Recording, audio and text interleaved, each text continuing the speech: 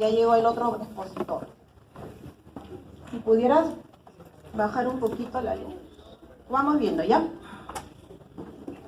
Yo soy la doctora Salazar, Claudia Salazar. Soy médico radiólogo del Hospital Loaiza. El día de hoy vamos a hacer una clase que es súper sencilla. Creo que es bien facilita. Que son los senos paranasales y las glándulas salivales. ¿Ok? Entonces, vamos a empezar por los senos paranasales. Esto es lo que vamos a repasar el día de hoy. La anatomía radiológica, que obviamente todos ya saben. Algunas patologías más frecuentes, sobre todo vamos a aprender a diferenciar la sinusitis aguda y la sinusitis crónica, que es lo que ustedes van a ver más en su práctica clínica. Algo de tumores benignos, malignos y sacaremos algunas conclusiones. Entonces empezamos. Los senos paranasales son cavidades aéreas cubiertas por mucosa en íntima relación con las fosas nasales. Entonces, si son cavidades aéreas, lógicamente en los rayos X convencionales y en la tomografía y en la resonancia magnética, ¿de qué color los vamos a ver? ¿O cómo los vamos a notar? Densidad aire, ¿verdad? Radiolúcidas en lo que es los rayos X, ¿verdad? Entonces, ya sabemos que tenemos senos frontales, senos etmoidales, los senos maxilares y el seno esfenoidal que se ve por aquí, y cada uno de ellos ubicados o van a tomar el nombre de acuerdo al hueso donde se van a ubicar. Eso es fácil, ¿ok? ¿Cuál es la función de los senos paranasales? Reducir la cabeza del peso es lo más importante, humidificación del aire y ayudar a la resonancia de la voz. Si nuestro cráneo no tuviera senos paranasales, nos iríamos de cabeza. No podríamos soportar nuestro peso, ¿no es cierto? Y a la vez no podríamos tener la resonancia de la voz que cada uno de ustedes tiene. Por eso es que cuando ustedes están resfriados y se llenan de moco, se les escucha diferente, ¿no es cierto? Ya, es por esta razón. ¿Ok? ¿Dónde está mi alérgico? Tampoco ha venido. Allá estás, ya te vi. Ya. Entonces, ¿qué métodos de diagnóstico por imágenes utilizamos para el estudio de los senos paranasales? La radiografía convencional en varias incidencias. Estas son algunas de las incidencias que nosotros podemos utilizar en rayos X. ¿Ya? La incidencia posterior-anterior, la lateral y la incidencia de Waters, que es la que de alguna manera podemos visualizar mejor los senos paranasales. Sin embargo, debe quedar claro que la tomografía es el mejor método para el estudio de los senos paranasales. ¿Ok? Nosotros podemos tener una radiografía de senos paranasales convencional normal y hacemos una tomografía y les apuesto que vamos a encontrar moco en más de un seno paranasal. ¿Ok? Entonces, el mejor método para estudiar los senos paranasales es la tomografía. Es una herramienta muy útil en el diagnóstico inicial, estudio de extensión de la enfermedad y para plantear un tratamiento quirúrgico y sobre todo el seguimiento de nuestra enfermedad. ¿Ok? Entonces, lo que nos interesa a nosotros es reconocer en la tomografía la anatomía normal de los senos paranasales. Entonces, utilizamos en forma convencional los cortes axiales, pero podemos tener también reconstrucciones coronales y reconstrucciones sagitales. ¿Ok? Entonces aquí ustedes pueden ver, por ejemplo, en este corte coronal, los senos frontales, los senos etmoidales, ¿no? Los senos maxilares. En este caso, miren, ya van viendo que si los senos son cavidades llenas de aire, en este caso está ocupado por un material de densidad de partes blancas, ¿no? Que luego vamos a aprender a diferenciar qué cosa podría ser. Y en este corte axial podemos ver las celdillas etmoidales, anteriores, posteriores y el seno esfenoidal. Y lógicamente tenemos que también reconocer las estructuras que forman parte de la región de la nariz. Realmente cuando utilizamos el estudio tomográfico de senos paranasales, lo que se debe pedir es una tomografía de macizo facial, ¿no? En el macizo facial estudiamos varias regiones. Una de ellas es los senos paranasales. La otra es la región nasal, la otra es la región orbitaria. ¿Ok? Entonces debemos pedir o una tomografía de senos paranasales o, mejor, una tomografía de macizo facial. Porque lo que nos interesa ver, además de la parte de la mucosa que va dentro de los senos paranasales, las estructuras óseas que conforman cada una de ellas. ¿Ok? Entonces, empecemos a recordar la anatomía rápidamente, ¿no? Los senos frontales, ¿dónde van a estar? En el hueso frontal, ¿verdad?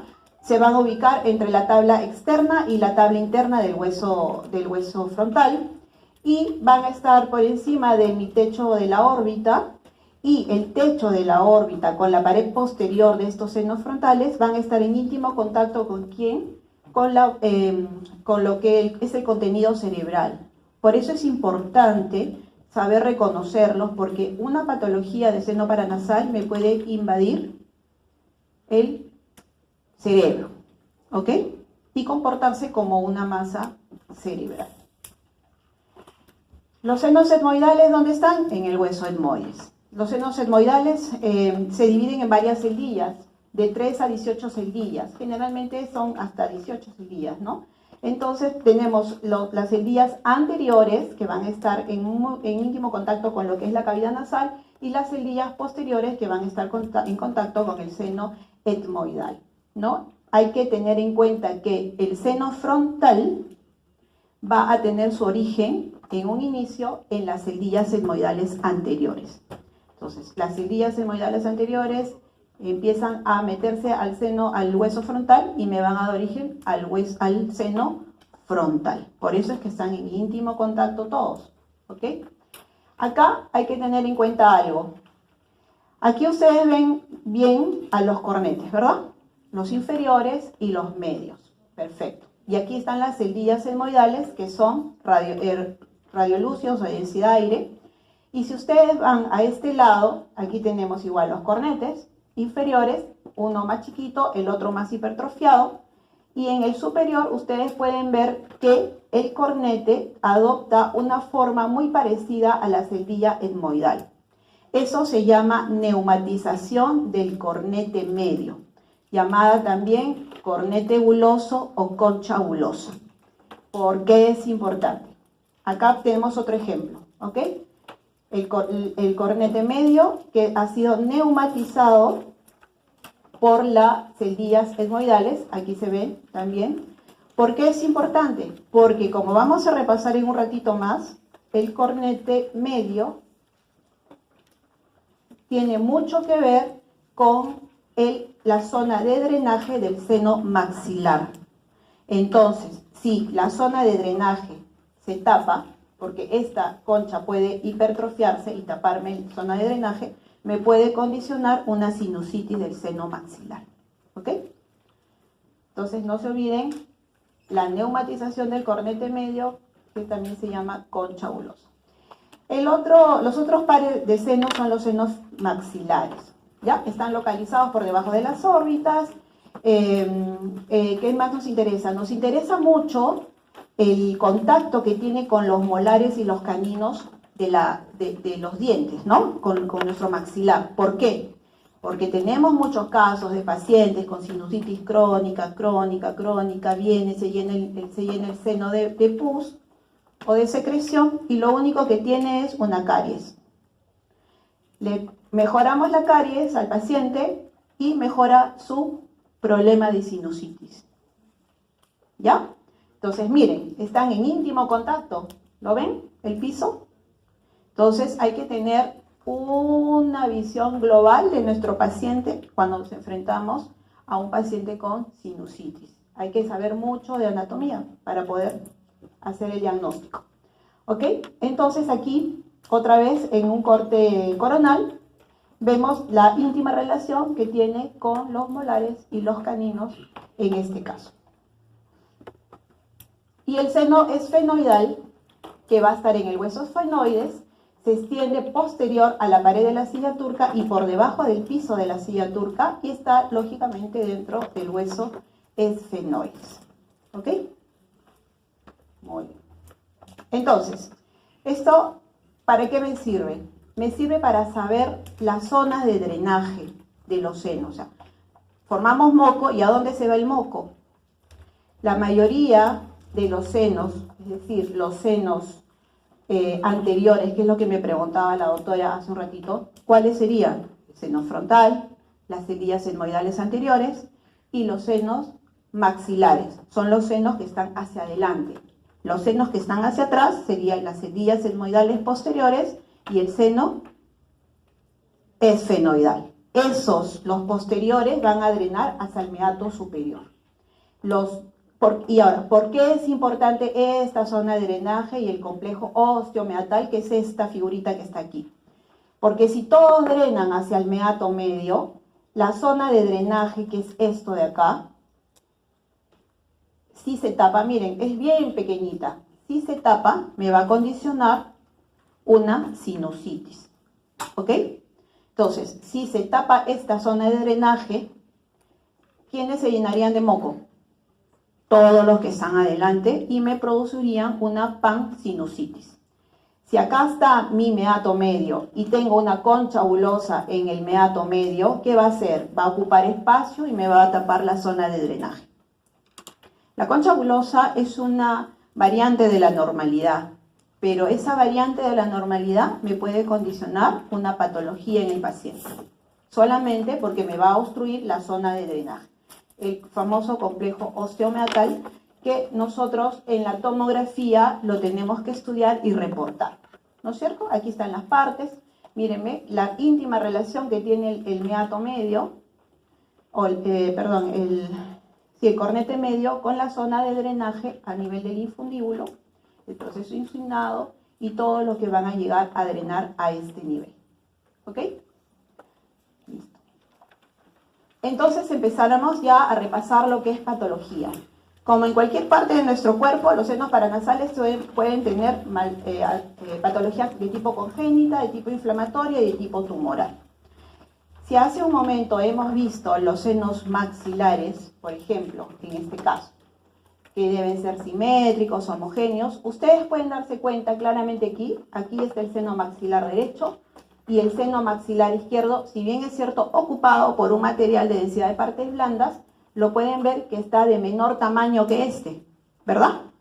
Inclusive, si ustedes se dan cuenta, mi órbita está optando como el espacio que le falta del seno maxilar, ¿verdad? Más grande que esto.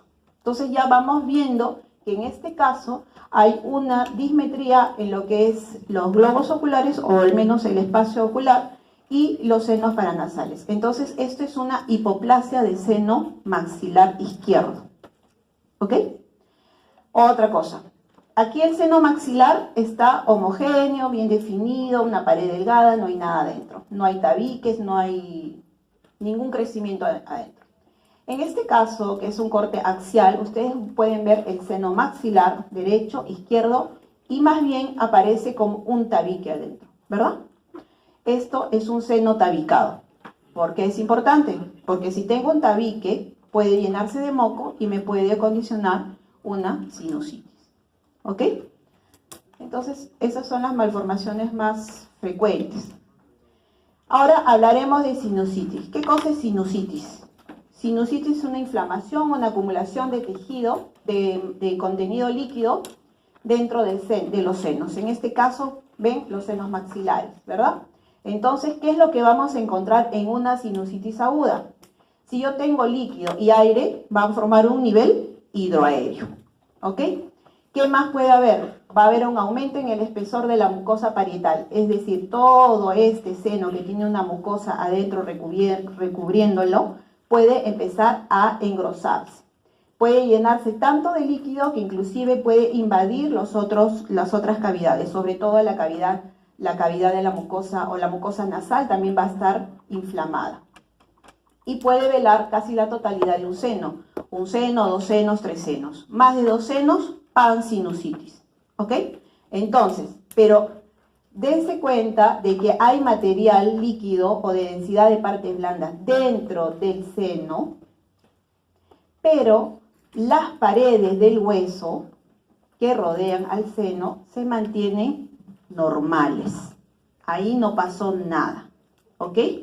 Entonces, es solamente un seno ocupado por moco o por líquido o por pus, sinusitis, ¿ok? Si me compromete la mucosa de la cavidad nasal, entonces diré rinosinusitis, facilito, ¿ok? Listo, entonces no se olviden, nivel hidroaéreo, aumento del espesor de la mucosa parietal, tumefacción de las mucosas nasales y puede velar más de un seno paranasal. Entonces, en estos cortes o en estas incidencias de radiografía convencional de senos paranasales, tenemos mis senos frontales, mis senos etmoidales anteriores, mi seno maxilar izquierdo y qué pasa con mi seno maxilar derecho.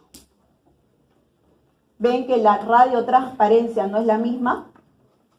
Hay un nivel hidroaéreo, porque esta es una densidad líquido, ¿verdad? Y aquí tengo densidad aire, entonces está formándose un nivel hidroaéreo. En este corte, ¿dónde está el nivel hidroaéreo? El seno está aquí. Aquí está el otro seno y aquí aparece el nivel hidroaéreo. ¿Lo ven? Esta densidad no se ve a este nivel. Se ha perdido la transparencia. ¿Ok? ¿Se dan cuenta, verdad? Listo. Entonces, nivel hidroaéreo y los huesitos se mantienen normales. ¿Qué pasa también en la sinusitis aguda? Pueden haber complicaciones. Complicaciones de las partes blandas que están externas a mi seno o de las partes blandas que están internas, pegaditas también a mi seno. Es decir, si ustedes se dan cuenta, tengo aquí el seno maxilar derecho o con la mucosa engrosada, el seno maxilar izquierdo con mi nivel hidroaéreo, pero si yo me fijo en las partes blandas que están por delante de mi seno maxilar, ven, el grosor de esta parte blanda es diferente a esta. Aquí hay un edema, una hinchazón. Entonces puede haber una celulitis como consecuencia de este proceso infeccioso. Hay pacientes que vienen no solamente con dolor, sino vienen con una zona más hinchada. Entonces ustedes los tocan, les duele, ¿no? Hacen su examen físico, dicen que tienen una sinusitis y además hay un compromiso de las partes blandas. Vamos a las partes blandas que están por dentro. Aquí tenemos la cavidad nasal, algunas cerillas etmoidales, ¿no? Anteriores, posteriores, mi globo ocular, el otro globo ocular. Estas rayitas que están por acá van a ser ¿qué? Los músculos. Y si ustedes se dan cuenta, este músculo interno está desplazado por un componente de material de partes blandas. Eso se llama un absceso orbitario, como consecuencia de una sinusitis de las cerillas etmoidales. Entonces, si bien es cierto, la mucosa o el líquido o el pus que está dentro de mi seno no me va a alterar mi hueso, puede tener una extensión extrasinusal, ¿ok? Y eso se ve generalmente en la sinusitis aguda. Nuevamente, otro ejemplo, seno maxilar izquierdo, y pueden ver ustedes que está ocupando la totalidad del seno e inclusive yéndose hacia las cerillas etmoidales anteriores. ¿Sí? Entonces, esto será una pansinusitis, pero mi hueso no está afectado. Sinusitis aguda. Aquí, otro ejemplo. Igual. ¿Y por qué ustedes creen que más es de estos senos? Básicamente por el tema de la zona de drenaje. ¿No es cierto? Significa que ha habido una obstrucción en el complejo osteomeatal y se ha llenado mi seno de líquido, pero mi pared del hueso permanece normal. Y en este caso, miren, también hay una celulitis facial, ¿ven? Más gordita que este lado. La sinusitis crónica. ¿Cuál es la gran diferencia con la sinusitis aguda? El aumento en el espesor de la pared ósea. Es lo mismo que sucede en los pacientes que ustedes han visto en el capítulo anterior con osteoartrosis, ¿no? Una inflamación crónica del hueso que me va a generar una esclerosis, ¿verdad? Lo mismo sucede aquí. una inflamación crónica recurrente, ¿qué va a pasar con el hueso? Se va a engrosar, se va a esclerosar. Esa es la gran diferencia con la sinusitis aguda. ¿Yo en una sinusitis crónica puedo tener nivel hidroaéreo? Sí puedo tener nivel hidroaéreo. ¿Puedo tener tumefacción de la mucosa nasal? Sí puedo tener tumefacción de la mucosa nasal. La única forma en que yo diferencio radiológicamente de que se trata de una sinusitis crónica es el compromiso y el engrosamiento del hueso. Ustedes miren, aquí se ve mejor. Esta pared del seno maxilar, delgada. ¿Cómo ven esta pared del seno maxilar? Engrosada, gruesa, irregular, tosca. Significa que aquí toda la vida se llenó de pus o de líquido. ¿Ok? Entonces, cuando en el examen yo les ponga ejemplos de sinusitis, la única forma de que ustedes tienen para diferenciarla si es aguda o crónica, ¿qué va a ser? El aumento en el grosor de la pared ósea. No hay otra. Ya les dije la respuesta. Otro ejemplo. Miren estas paredes óseas. Gordas, esclerosas, engrosamiento de la mucosa. Hay niveles hidroaéreos adentro. Sinusitis crónica. Eso no está en las diapositivas colgadas. Pues yo les dije que vinieran a la clase. Ahora empezaremos a hablar de otro tipo de patologías. Los mucoceles. Si ustedes se dan cuenta durante toda la clase, la mayoría... Tú no eres del grupo. Tú eres del grupo anterior. ¿O si eres? Tú. ¿Si eres del grupo? No. Tú eres Rolando, ¿no? No me acuerdo. Tú no eres de mi grupo. Ya, entonces, los mucoceles. Yo me acuerdo. Ya, escúchenme. Entonces, la mayoría de la patología de los senos paranasales me van a dar una opacidad de partes blandas que van a ocupar el espacio aéreo normal. ¿Ok? Entonces, ya hemos visto que sinusitis me puede formar nivel, ocupa espacio, bla, bla, bla, pero mi hueso es normal. Si es aguda y si es crónica, el hueso se altera y se pone grueso. Nada más. Ahora hablaremos de mucocele. Moco. Mucocele es un tumor de moco, en otras palabras. ¿Ok? Entonces es una colección líquida por obstrucción del ostium, o sea, a nivel del complejo osteomiatal, me va a distender el seno, me puede adelgazar paredes. Si ustedes se dan cuenta, la lesión o la colección está aquí, ¿no es cierto? En las celdillas etmoidales. Por lo general están a nivel de las celdillas etmoidales. ¿Ok? Aquí hay otra, miren. Si yo comparo estas celdillas etmoidales que están ocupadas por moco, yo puedo decir una sinusitis aguda aquí. La celdilla etmoidal del lado derecho también está ocupado por moco, pero ¿qué ha pasado con ella? Se ha distendido. Se ha puesto más gorda. ¿Ok? Pero la pared sigue siendo delgada y no se ha destruido. ¿Ok? Entonces, el mucocele es un tumor de moco. Una cosa que me ocupa espacio llena de moco, me distiende, me pone gordo mi seno paranasal, pero no me lo destruye. ¿Ok? Aquí. Y se presenta generalmente, como les dije, en los senos etmoidales, y como van a estar en los senos etmoidales, como se ve aquí en el esquema, voy a tener patología del globo ocular asociada por lo general. Si ustedes se dan cuenta acá, mi seno, mis celdillas etmoidales anteriores ocupadas por moco y mi cavidad orbitaria normal, ¿verdad? Mira mi globo ocular aquí. En cambio, aquí el seno se ha distendido, se ha llenado de moco y mi globo ocular está siendo desplazado.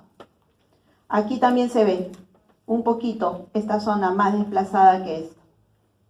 Entonces, yo tengo que fijarme si mi acúmulo de moco me distiende la pared, me la pone gorda y me empuja mi globo ocular para yo poder hacer el diagnóstico de mucocele. Pueden ser muy chiquititos así, pero también pueden ser muy grandes, ¿no? Aquí, por ejemplo, tengo un mucocele que está ocupando, ¿quién? El seno frontal del lado derecho. ¿Lo ven?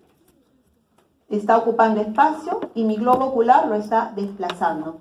Esta es la resonancia magnética de este mismo caso. Miren aquí, ocupa un espacio y me desplaza mi globo ocular. Otra, aquí en resonancia, T1 y T2. Tengo mi espacio ocupado y me desplaza mi globo ocular. Aquí también, mi espacio ocupado por moco. Bueno, en este caso no se ve el desplazamiento, pero corresponde a este sagital corresponde a este axial. ¿Ok? Entonces, el mucocele en el 90% de los casos se asocia a síntomas oftálmicos. ¿Ok? O sea, si yo tengo un paciente que viene con un ojito un poquito desviado, con una cosa abultada por aquí, y le hago una tomografía, mucocele como primer diagnóstico. Entonces, pasaremos a los tumores benignos. Los mucoceles en algunos casos son considerados como parte de los tumores benignos, ¿no? Porque es una lesión ocupante de espacio, pero que no me destruye el hueso. Entonces, en los tumores benignos tenemos a los papilomas, que son pequeñas bolitas de moco.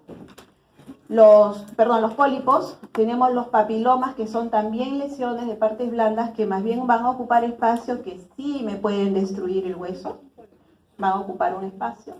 Y los osteomas, que son tumores prácticamente calcificados, huesitos dentro de mis senos paranasales. Entonces los pólipos son una o varias lesiones radioopacas, ¿no? Aquí miren, una, dos, como pequeñas bolitas. Pueden ser muy grandes también, aquí hay más. De forma circular, oval, de bordes regulares, de densidad homogénea, que no compromete la pared del seno y en la tomografía no captan contraste. ¿Cuál es la diferencia entre los tumores benignos y malignos de los senos paranasales? En tomografía es que los tumores benignos no captan contraste. Los tumores malignos captan contraste. ¿Ok? Entonces, miren, los pólipos van a ser pequeñas bolitas que van a estar dentro de mi seno.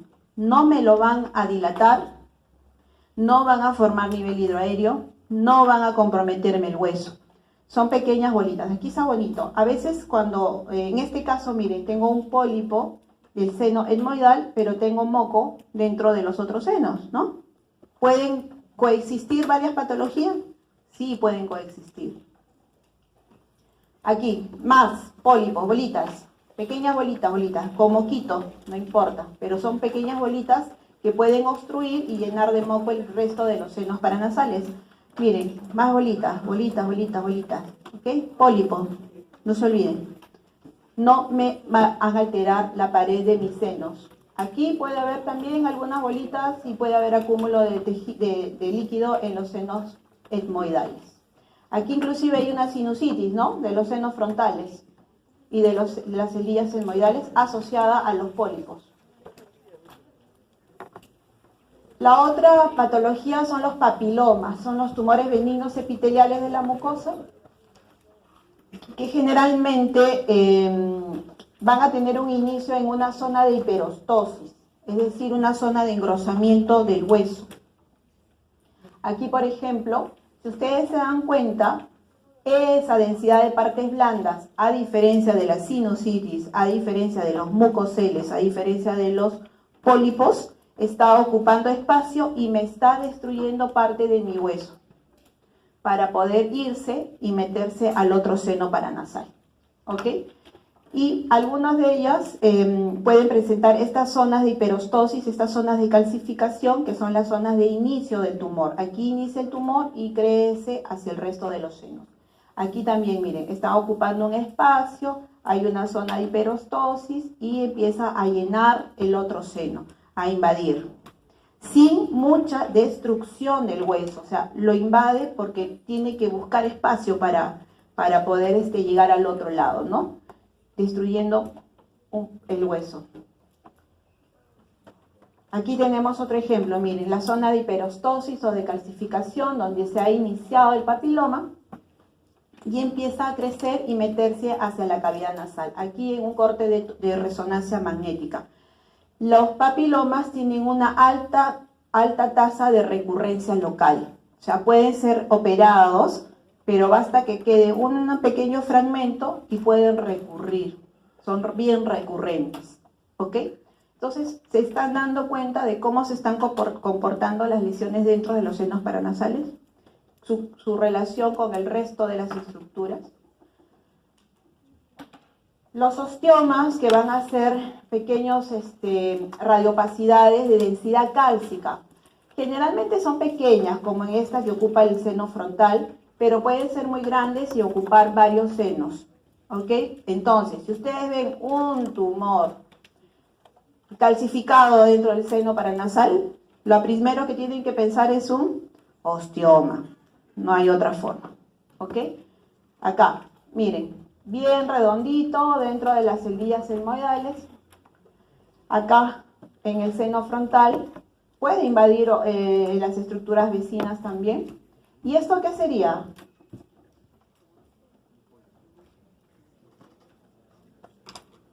Papiloma, pólipo, ¿no es cierto? Esto es un pólipo. ¿Y esto qué sería? Sinusitis, papiloma, esta zona.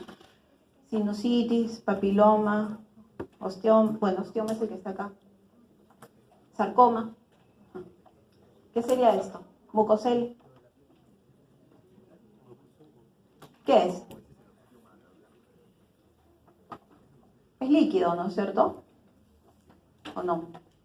Sí, es líquido. ¿Distiende? No mucho, poquito. Sinusitis. Sinusitis es la primera posibilidad, ¿no es cierto?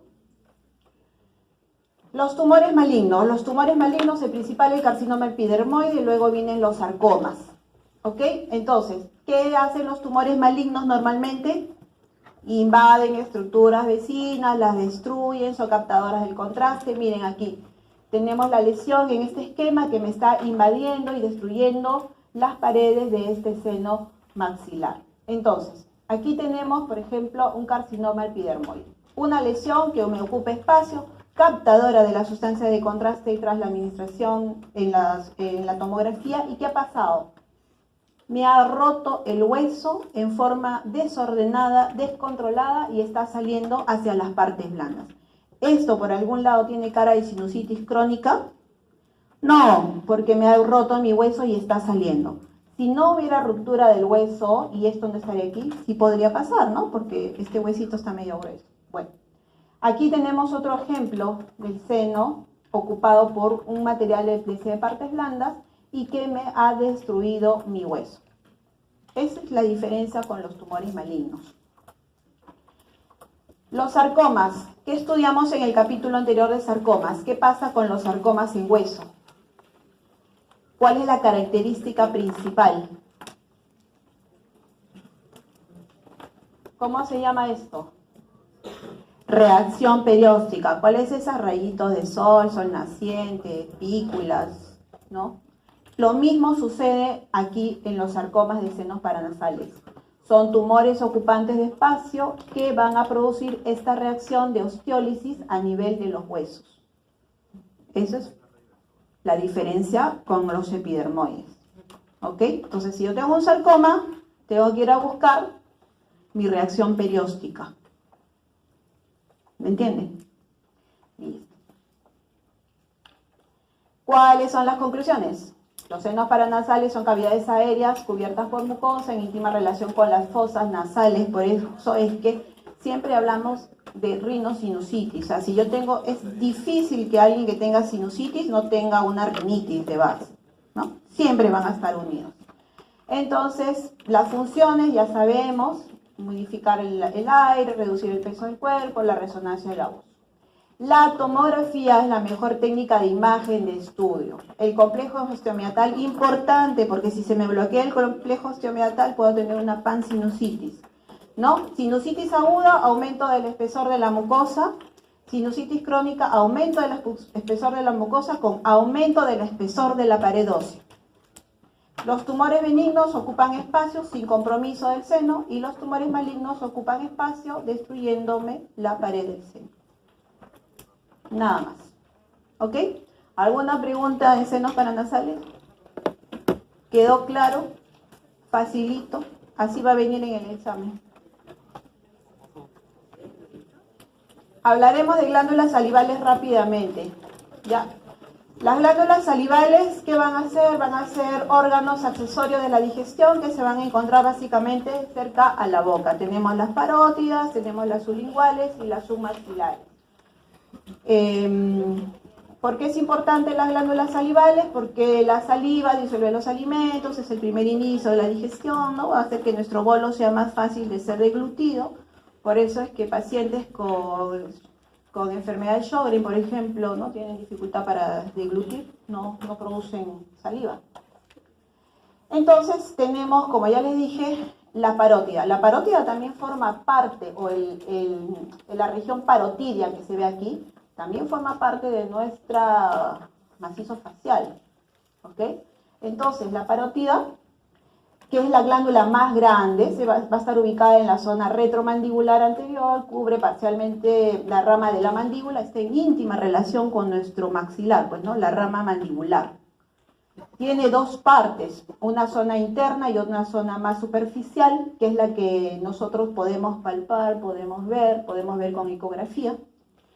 Y lo más importante que debemos conocer es que su conducto, el conducto de Stenone, va a perforar el músculo buccinador, la mucosa oral y desemboca a nivel del segundo molar superior. Si ustedes con su lengua cogen su mucosa interna, ustedes pueden palpar su conducto de Stenone. Pálpelo. Ahí tiene una raya. Aquí. ¿Lo sienten? Ese es el conducto de Stenone. Y por ahí va a salir la saliva, ¿no? Ya. Así recién se han dado cuenta que tiene el conducto de Stenone, ¿no? Entonces, ¿cómo yo estudio a las glándulas salivales en general, incluyendo a lo que es la tiroides, cuando hagamos la parte de tiroides? Con la ecografía. La ecografía es la principal herramienta para poder estudiar las glándulas salivales.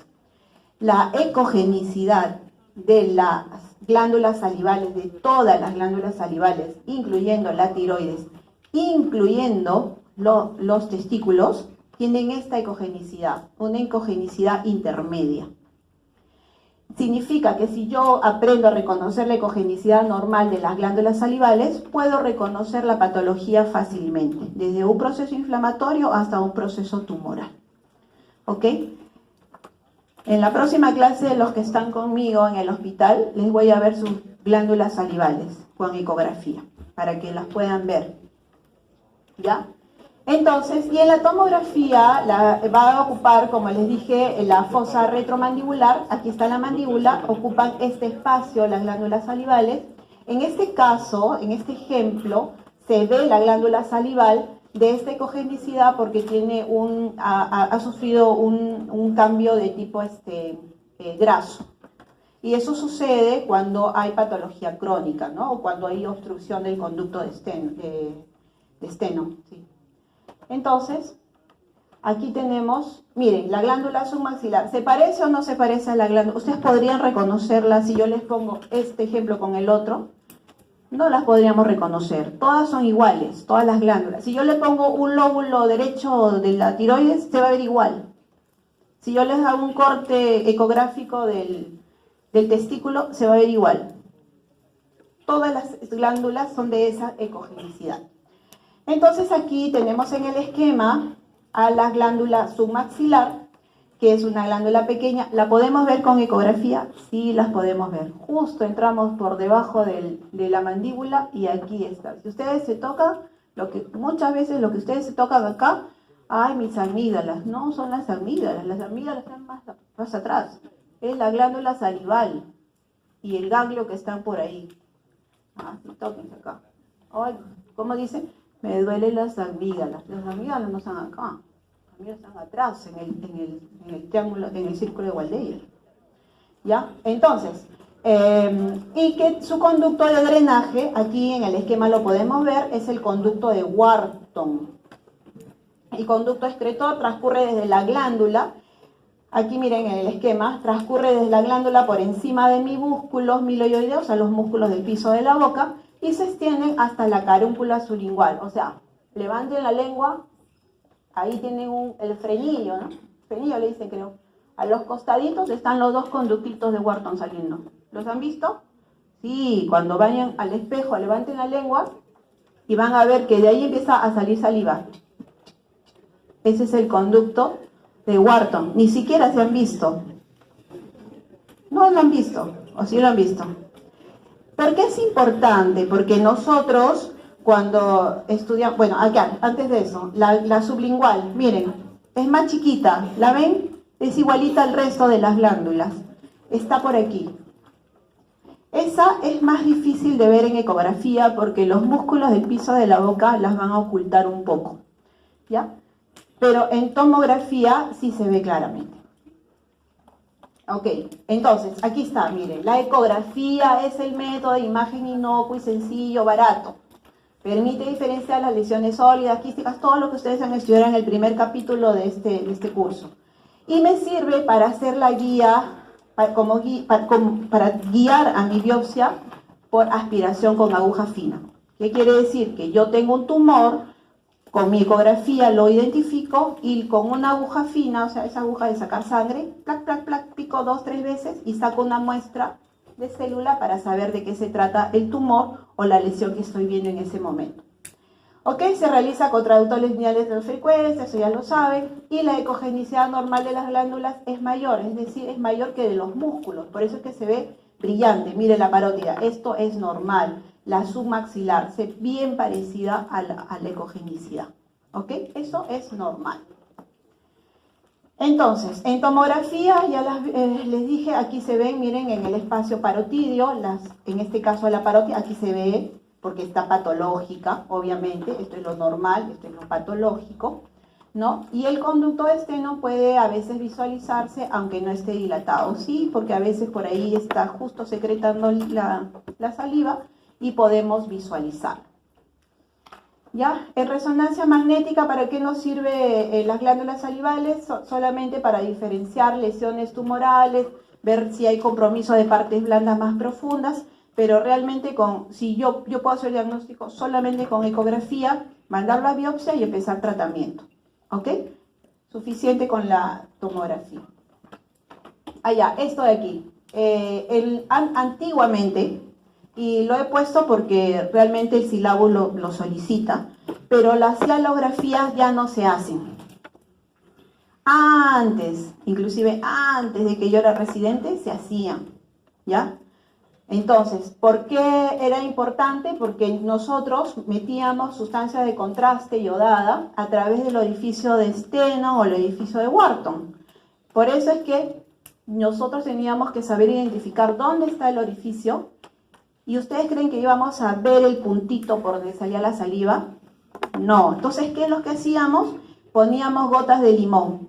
Porque ustedes cuando ven el limón, la naranja, el ceviche, ¿no se les sale la saliva? Sí, ¿no es cierto? Igualito. Entonces, lo que hacíamos nosotros es abrir la boca. Ahí estás también, ya te vi. No, tú no eres. Estoy reconociéndolos, a mis favoritos. Les poníamos gotitas de limón, entonces veíamos que por ahí salía la gotita de saliva y por ese puntito filiforme metíamos una aguja roma, ¡plin! Y luego inyectábamos contraste, como si fuera la vena, y pintábamos el conducto. ¿Y qué veíamos? Zonas de defecto que me decían, ay, tiene un cálculo, pues, ¿no? Igualito que las urografías, igualitos que las colangiografías. O podíamos ver zonas de dilatación quística, así como esta, que era una pues cialoadenitis, ¿no? Podemos ver quistes, fístulas, la contraindicación, la inflamación aguda y la alergia al yodo, lógico, porque si yo tengo el conducto de Wharton inflamado y le meto la aguja, el paciente me va a recordar a toda mi parentela, ¿no es cierto? Le va a doler horrible y no se puede hacer eso. Entonces, las patologías, las inflamatorias, las obstructivas, los tumores benignos, los tumores malignos, ¿ya? La parotiditis es una de las principales patologías, la hemos puesto como ejemplo porque la glándula parótida es la más grande, todo el mundo, o la mayoría de ustedes, o cuando en mi época hemos sufrido de parotiditis en algún momento, ¿no? Se nos ha hinchado la cara, le duele, procesos virales. ¿Qué es lo que sucede? La glándula parótida, ¿qué va a pasar?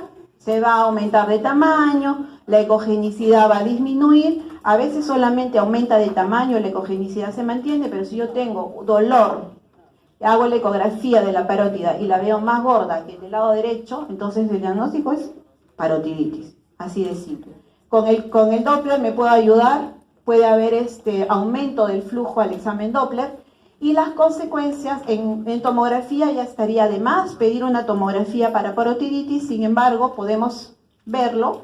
Vemos la parótida de mayor tamaño con respecto a la del otro lado. Puede haber zonas con captación de contraste heterogénea y pueden haber zonas de hipocaptación, pero esto ya es una complicación, ¿no? Aquí, por ejemplo, se está produciendo un absceso y esto es una complicación mayor, ¿no es cierto?, de la parotiditis. Entonces, ustedes ven que la parótida del lado izquierdo, comparándola con la del lado derecho, que es esta pequeña, ¿qué ha pasado? Ha aumentado de tamaño y además hay una imagen de densidad líquida que tras la administración del contraste capta en forma periférica. Eso es un absceso. Y yo sé que esta es una contrastada porque mis grandes vasos del cuello están realzados con el contraste, ¿no es cierto? Entonces, otro ejemplo, aquí miren, una parótida del lado derecho, una parótida del lado izquierdo. Si bajo el contexto de mi paciente, tiene dolor acá, ¿cuál va a ser mi diagnóstico? Parotiditis del lado derecho, ¿verdad? Acá, en una tomografía, esta es mi parótida del lado izquierdo, esta es mi parótida del lado derecho. ¿Qué ha pasado con esta parótida? Grande, ¿verdad? Ahora, si ustedes afinan el ojo, sobre todo las mujeres que tenemos más conos y bastones, por eso es que nos fijamos en el último detalle del chico que nos gusta, podemos fijarnos que hay zonas, miren, pequeñitas de hipocaptación o hipodensas, aquí sobre todo, son pequeñas zonas de absceso. Entonces, yo diré en este caso que este paciente tiene parotiditis. ¿Diré que hay un tumor? No, porque la ecogenicidad prácticamente es la misma, solamente que hay un aumento de volumen, ¿ok? La cialolitiasis, es decir, dentro de mi conducto de Stenone, igual que en mis uréteres, se pueden formar cálculos. O sea, la cialolitiasis son los cálculos de los conductos tanto de Stenone como de Wharton. En este ejemplo, aquí veo el conducto y veo un cálculo aquí, ¿verdad? Entonces, ¿qué pasa si yo tengo una manguera y la tapo con un cálculo? Va a haber dilatación retrógrada, ¿verdad? Y acúmulo o éstasis de la saliva. Entonces aquí hay una dilatación. Aquí, miren, aquí tenemos, esta es la zona del conducto de Wharton y veo una imagen de densidad cálcica. Entonces, si yo veo dentro de mis zonas de drenaje imágenes de densidad cálcica, litiasis o una cialolitiasis. Cuando aquí tenemos, miren, radiografía convencional y veo un cálculo. ¿Por qué tendría que tener una calcificación yo en mi glándula parótida? No habría justificación. Entonces yo estoy hablando en este caso de una cialolitiasis. Aquí es un ejemplo de una cialografía donde las zonas de defecto, es decir, hay una obstrucción ahí, me va a indicar también la presencia de un cálculo, en este caso el radiolúcido. Entonces, si yo les pongo un ejemplo donde hay una cialografía, que es esta, y veo que hay zonas de defecto, varias zonas de defecto en ella, yo diré entonces que hay una cialolitiasis múltiple, ¿ok? En la cialografía. Aquí, por ejemplo, en esta tomografía incortexial, casi del piso de la boca, yo puedo ver que hay una imagen de densidad cálcica. No es un diente, el diente está acá, ¿verdad? Esto está por dentro. Y esto es la zona de drenaje del conducto de Wharton. Entonces, diré que es una litiasis. Entonces, ahora empezamos con los tumores. Tenemos como principal representante los adenomas.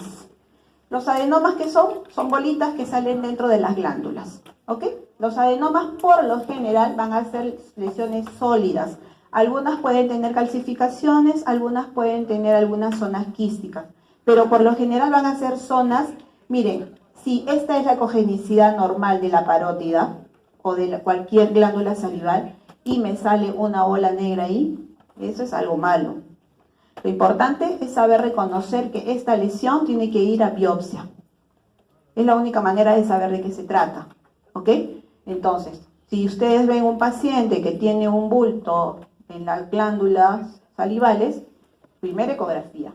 La ecografía nos tiene que definir lesión quística, lesión sólida. Si es lesión sólida, personalmente les voy a sugerir una BAF, ¿no? Una biopsia por aspiración para saber qué cosa es y darle chamba al patólogo, pues, ¿no? Que el patólogo nos diga de qué se trata. Por imágenes, y se los he dicho a casi todos los de los grupos que han pasado conmigo, a mí no me interesa que ustedes me digan si es un adenoma pleomórfico de alto grado con no sé qué, a mí no me importa. Me importa simplemente que yo haga el diagnóstico, que es un tumor que tiene que ser biopsiado, y una vez biopsiado, definido el tratamiento. ¿Ok? Yo no voy a definir si va a radioterapia o no, lo va a definir el diagnóstico patológico. ¿Ok? Entonces, aquí por ejemplo, tenemos un corte sagital de la parótida, donde vemos marcada, aquí hay un aumento marcado del volumen en relación a la otra y hay una calcificación. Los adenomas pleomórficos pueden tener calcificaciones distróficas en su interior. ¿Ok? Aquí, en la resonancia, pueden tener una señal mixta o una señal hiperintensa en T1 y tras la administración de la sustancia de contraste van a realzar. Recuerden que T1 es la única secuencia en resonancia que va con contraste. ¿Ok? Acá está el ejemplo, el esquema, miren, el tumor dentro de mi glándula. ¿Ven? Aquí.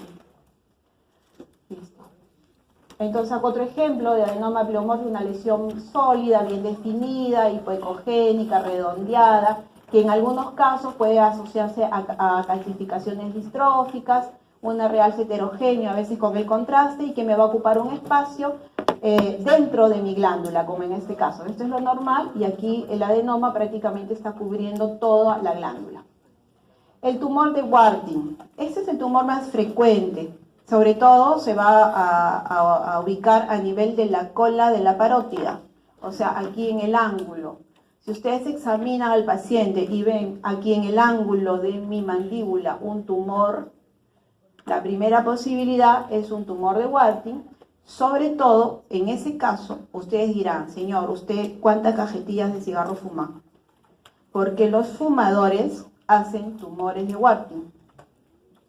¿Ok? Entonces, obvio que ninguno de ustedes fuma, ¿no es cierto? Espero. Entonces, son tumores benignos, indoloros, de crecimiento lento. A veces el paciente no se da cuenta. Viene porque no lo viste y está medio asimétrico, ¿no? Lo tocas, tiene un tumor. Señor, ¿desde cuándo tiene ese vuelto? No sé, nunca se dio cuenta. Y en la ecografía va a ser más bien una imagen mixta, sólida quística, a diferencia del adenoma pleomórfico, que es más bien sólida. El tumor de Warthin va a ser una imagen sólida con áreas quísticas. Aquí en el ejemplo también se ve, miren, la glándula, el tumor con áreas quísticas en el interior. Al Doppler sí puede ser Doppler periférico en las zonas más sólidas, ¿no? Aquí tenemos otros ejemplos. Miren, puede ser bilateral, una lesión sólida, heterogénea, con áreas de menor densidad en el interior. Aquí básicamente predomina el componente quístico, con zonas de tabiques y zonas sólidas. Entonces, si yo voy a entrar a biopsiar, no voy a biopsiar el líquido, biopsiaré la parte sólida, ¿verdad? Y en la resonancia magnética son bastante, en este caso, miren, son hiperintensos, porque el componente quístico que tiene el tumor. ¿Okay? Entonces, si yo les pongo en el examen una